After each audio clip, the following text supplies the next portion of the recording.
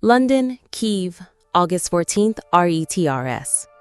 With just one day to go until a U.S.-Russian summit on ending the war in Ukraine, its president, Volodymyr Zelenskiy, visited London on Thursday to shore up European support for efforts to prevent any agreement that would carve up Ukrainian land. Friday's Alaska summit comes at one of the toughest moments for Ukraine in a war, the largest in Europe since World War II, that has killed tens of thousands and displaced millions since Russia's full-scale invasion in February 2022.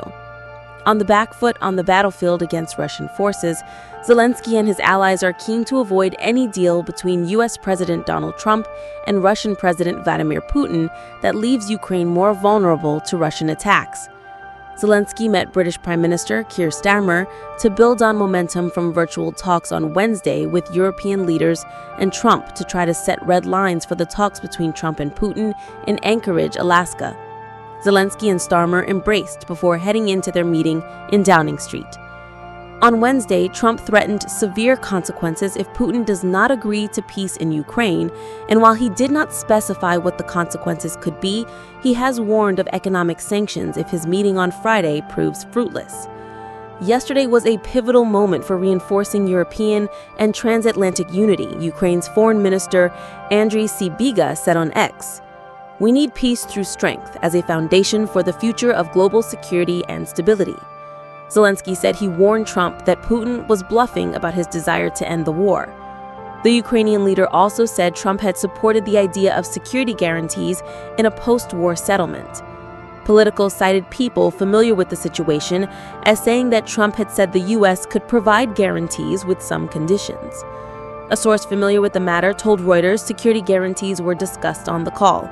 "We have no details of his view on this, but now he is more open for some kind of U.S. support for the guarantees," the source said, adding that Trump understood that a U.S. backstop was needed for guarantees to be workable. So he mentioned it on the call, and maybe everyone will work on it, the source said. Russian military advances. Zelensky confirmed this week that Russian forces had advanced by about 9-10 kilometers, 6 miles, near the town of Dobropelya in the Donetsk region. Ukraine, suffering manpower challenges, was forced to move in reserves to stabilize the situation.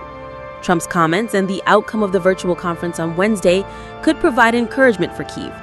Trump described the aim of his talks with Putin in Alaska as setting the table for a quick follow-up that would include Zelensky.